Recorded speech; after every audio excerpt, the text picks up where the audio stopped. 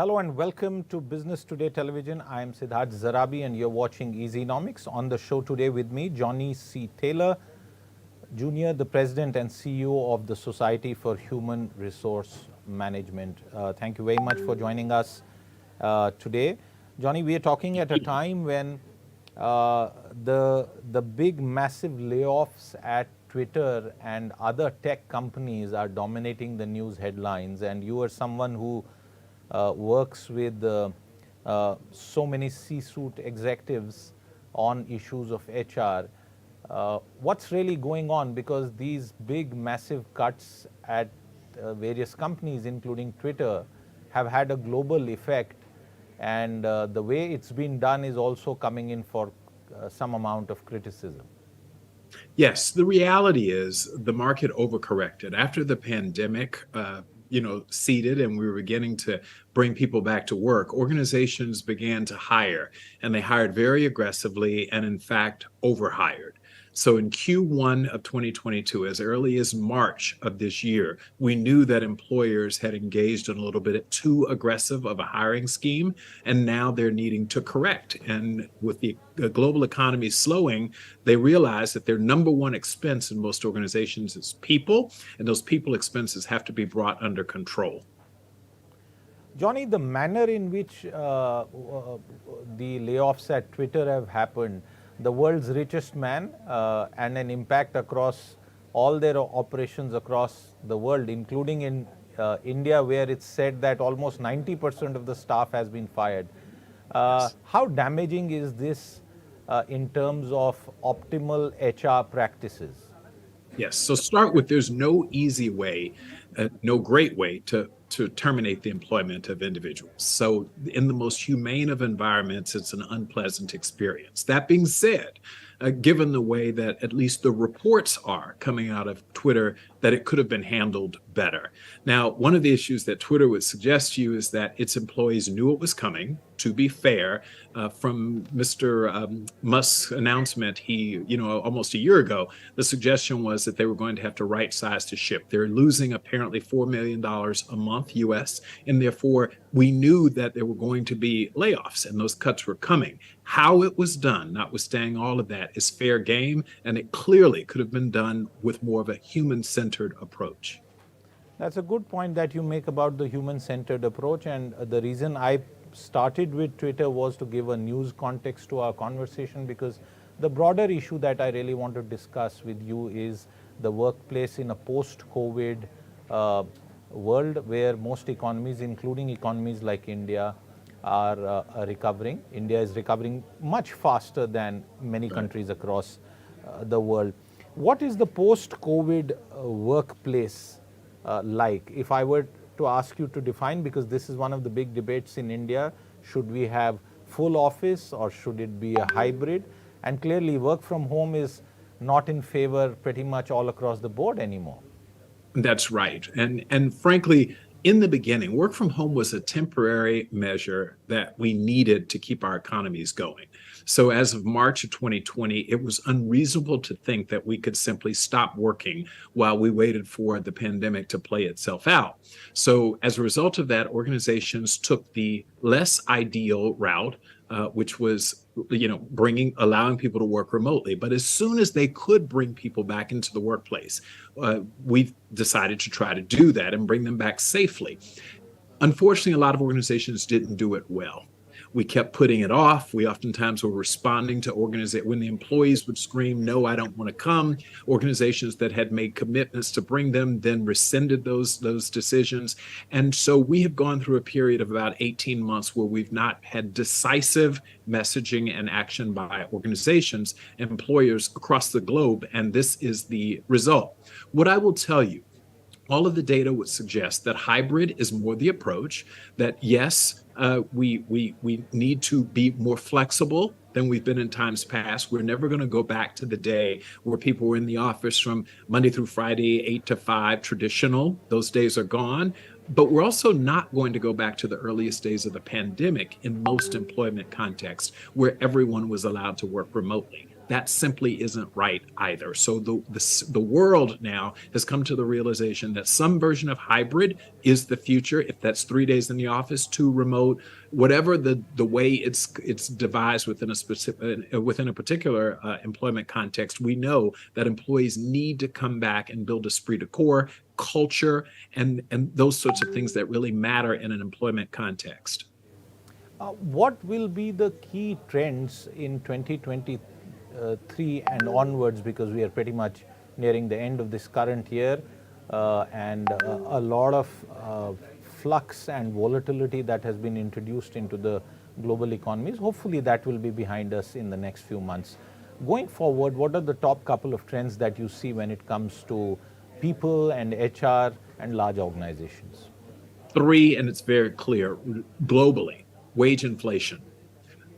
We've never seen the sort of catch up that has occurred like never time. But I'm here in India right now, 4.6% wage inflation over the last 3 years. The numbers are going through the roof, and we know it. And we're at an interesting point where the consumer has said, you can't pass these costs on to me anymore, and the employee wants more salary. So there's a real conflict in the workplace, and we're going to work this out through 2023, a real issue for employers to address. Employees want more money. Consumers are saying, I don't have as much to spend, and thus an issue for employers to figure out. Secondly, the focus now on well-being, total well-being, not just physical health, but mental health.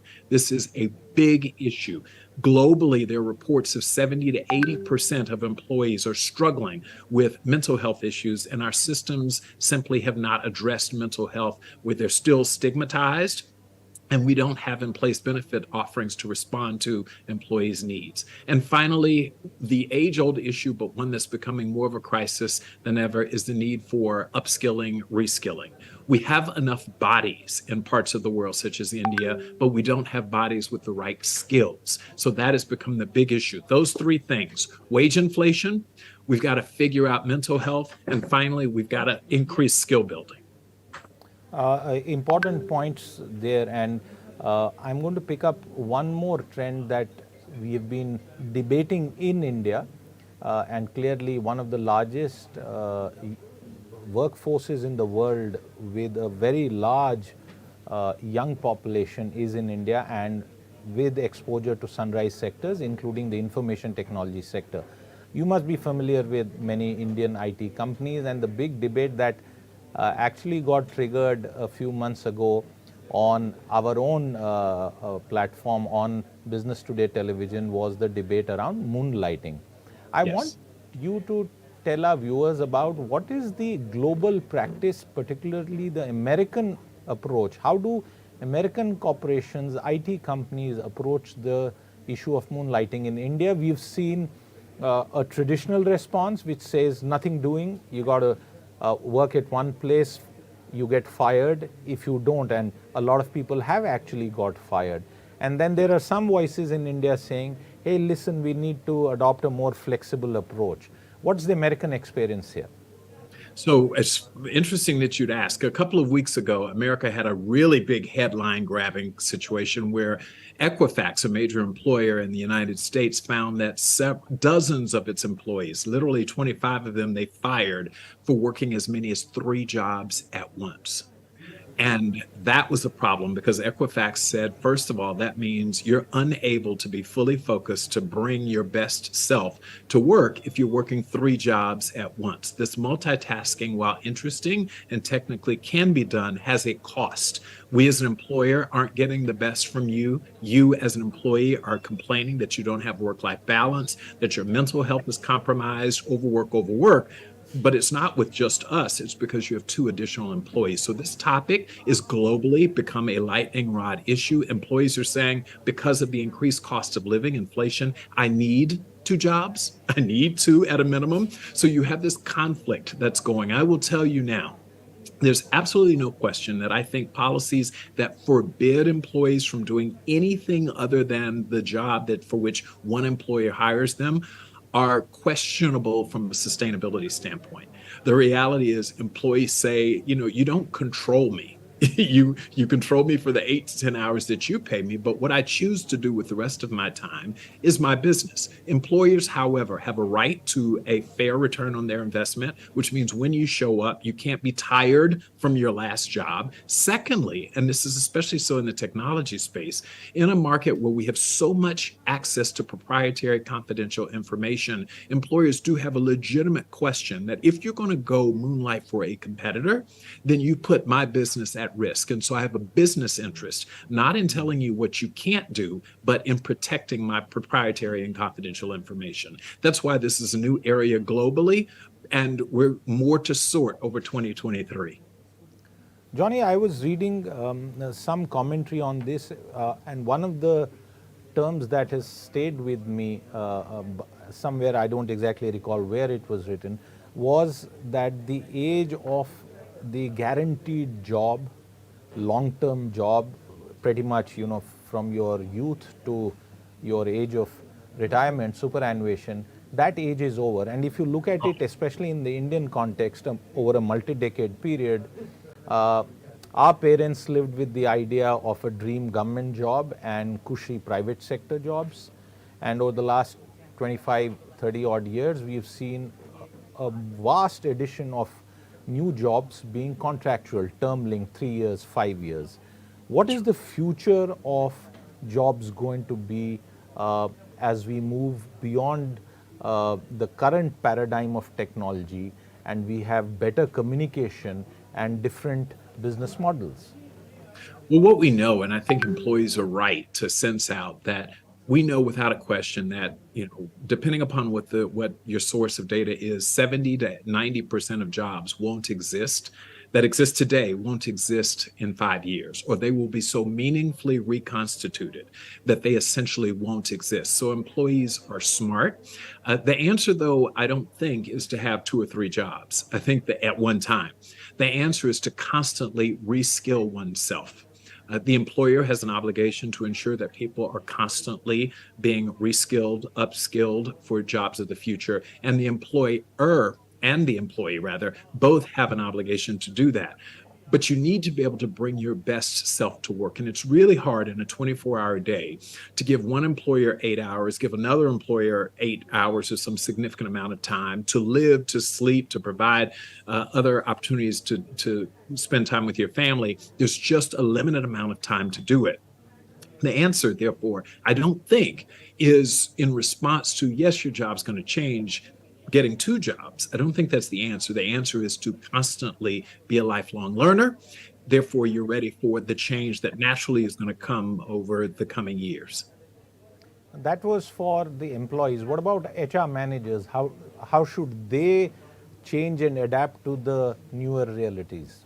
Yes, the reality is we know that employees are not going to be with us for 30 years. The employees already know that. And frankly, management already knew that. So what we have to do is constantly invest in our employees. I say this, some employers have branded themselves net exporters of talent. They say, listen, my job is to get as much as I can out of you and for you to get as much as you can out of me for the 3 to 5 years that we're here. Planned obsolescence as a concept that has become common in technology. It's like when we buy a telephone now. I remember growing up as a little boy, you'd buy a phone and the hope was that that phone would be good at your home for 5, 10, 15, 20 years. Now, when you buy an iPhone or, a Samsung phone, you know that in about 2 or 3 years, you're going to need to replace it. Well, that same idea is now coming into the fashion in the employment context. Employers and employees, consumers, as well as the provider of the services, accept that 3 to 5 years from now, they will be replaced if they don't come up with a newer and better version of their self that adds value to the new employer. In terms of the overall approach towards the academic cycle, which produces employees for a vast number of industries, in India you have a certain model. Basically, at a certain level of schooling, you get channeled into a certain direction. And given the numbers in India, only the best of the best actually make it. For a vast economy like India with massive growing needs, what are the challenges? Because the H-1B visa, as I describe it, is the instrument through which America has kept its wage costs, or parts of American industry have kept their wage costs low. I don't know if that's going to be the forever situation. So what does a country like India do? Well, from a workforce immigration standpoint, and I can speak on behalf, not on behalf of the United States, but from the US perspective, we've got to figure out workforce immigration policy. It's swung from we're not allowing anyone, we're limiting the number of H-1B visas and J visas and other types of visas to none, to now, we need talent and the American birth rate's been on a decline, and therefore we have to import talent by design. From the Indian economy, where you have the good fortune of a relatively young workforce, you have significant volume as well over 1 billion people, you don't have those sorts of immediate problems that a lot of the rest of the world does have. That being said, we all very much were you 20 years ago. As a country, the United States was relatively young 20 years ago, and we thought there was no end in sight to having brand new college graduates, and we could be selective. We could only take the top 10% of the people and only invest in them, and we would be fine. All of a sudden, you wake up with that very short-term strategic thinking, and you realize, we don't have the talent to continue to grow our economy. If India is smart, and I know that you all are, what you're going to do is not make the mistakes of other parts of the world. When you have a feast of talent, you're going to plan for the future, because a famine will come at some point, and you'll plan accordingly such that we are constantly upskilling our talent so that we always have a steady, high quality supply of workforce. Absolutely. And Johnny, as we end this conversation, I'm going to ask you, all those new terms that we have heard, or new or old terms, moonlighting, quiet quitting, gig economy, layoffs, the great resignation, year 2023, is a new term going to be around? And if you can help coin it for our viewers. Well, so we know two terms that are coming around. We've talked about millennials and Generation Z. Well, millennials are now 40 plus years old. So that's kind of going out now. And we're talking about Gen Z. Apparently, the new group is going to be called the double alphas. Double alphas? What does that mean? Well, there was alpha, beta, gamma. They went through all of the alphabet. Now they've got to circle through because we're at Z already. So the new group will be called the double alpha. That's the next generation. That's one term of art that you're going to hear, is the double alpha generation. Okay. That's going to be coming. And then the second one is interesting. It's really going to focus on, I don't know that we've named it yet, but we're going to have to, we know, at least in the United States, for example, that given the shortage of talent, we are growing the older populations. So the traditionalist is a term that refers to people who are 60, 70 years old at this point. We need to bring them back into the workplace, and we need to retrain them. So there's now going to be this real effort to bring older workers into the workforce with intentionality, reskilled and ready to work, not just until 65 or so, but to 75 to 80 will become increasingly the norm. And we in HR are trying to figure out, what do you call that group? Some people refer to them as having an encore career.